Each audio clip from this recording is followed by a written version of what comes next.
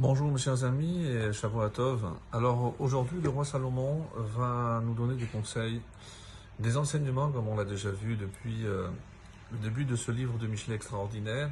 Donc à savoir comment agir avec les biens qu'Hachem nous donne, savoir se contenter de peu et être satisfait en sachant que ce qu'on possède évidemment vient d'Akadosh Baruch Hu.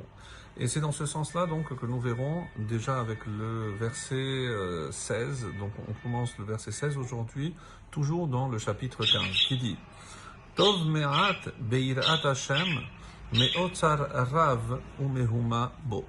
Tov me'at be'irat Hashem, mieux vaut peu avec la crainte de Dieu, me'otzar rav u'mehuma bo, qu'une grande fortune, et mehuma ici on va traduire avec de l'inquiétude.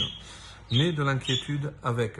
À quoi servirait donc avoir une grande fortune si c'est pour être toujours inquiet de perdre, de comment gagner plus? Et c'est dans ce sens que vont les commentaires. Donc le Ride dit justement que il vaut mieux avec l'Yahirat. Qu'est-ce que ça veut dire avec l'Yahirat Hashem, avec la crainte? Et il dit, il peut mais gagner de manière honnête. Et le Radak nous dit, Hakone Ansher Beyosher. C'est-à-dire celui qui est capable d'acquérir la richesse avec Yosher, c'est un jeu de mots en hébreu. Osher, c'est la richesse. Yosher, c'est la droiture, l'honnêteté. Donc ça va dans ce même sens. Et c'est comme ça qu'on pourra avoir la bracha d'Hachem. Donc c'est pas dans un grand nombre, c'est pas dans la quantité que la bracha réside, mais si le peu qu'on a est gagné de manière honnête, c'est évidemment ça le secret de la richesse. Il nous enseigne ici le roi Salomon. Le verset 17. Tov aruchat yarak ve'ahava sham, ça va un petit peu dans le même sens. Mieux vaut aruchat yarak, donc une ration yarak ici de légumes, ve'ahava sham, mais qu'il y ait de l'amour, mishor avus ve'sin abo, qu'un bœuf gras et sin abo, mais avec de la haine. Donc évidemment, ça ne suffit pas de savoir ce qu'on mange, mais dans quelles conditions on le mange, et surtout aussi avec qui on mange. Par exemple, le Malbim nous dira, il explique que l'amour est capable d'adoucir même les légumes. Et la haine rend amer le meilleur d'aimer. Donc c'est un petit peu dans ce sens que et ce qui est important, évidemment, c'est pas ce que l'on mange, mais avec qui on le mange et comment on le mange.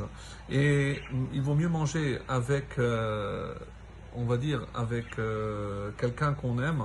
Ni le bonheur extérieur, ni le plaisir apparent, c'est évidemment, ce n'est pas l'essentiel.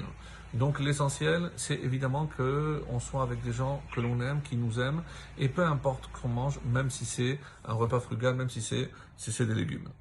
Yudchet, le verset 18. Ishchema yegare madon, ve'erechapaim yashkit riv. Toujours donc cette opposition.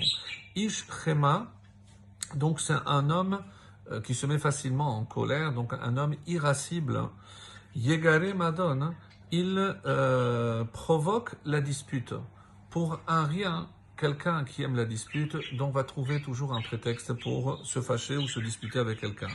Et par opposition, ve'erech apayim yashkit riv. Mais celui qui est lent à la colère, erech apayim, c'est ce qu'on a dit aussi sur Akadosh Baruch Hu. Donc erech apayim, celui qui est lent à la colère, yashkit riv, il apaise la querelle. Donc comme on dit en français, il ne va pas mettre de l'huile dans le feu, mais bien au contraire, il va tout faire pour apaiser les choses. Et dans l'explication du Radak, c'est un homme qui n'aime pas la dispute, il fera tout pour ne pas se disputer. Donc non seulement s'éloigner de la dispute, mais aussi essayer, lorsqu'il y a du feu, au lieu de venir avec de l'huile, c'est venir avec de l'eau. Et évidemment pour éteindre le feu et apaiser celui qui a du mal à se maîtriser, à se mettre, qui facilement se met en colère. Donc ça c'était pour le verset Yudchet 18.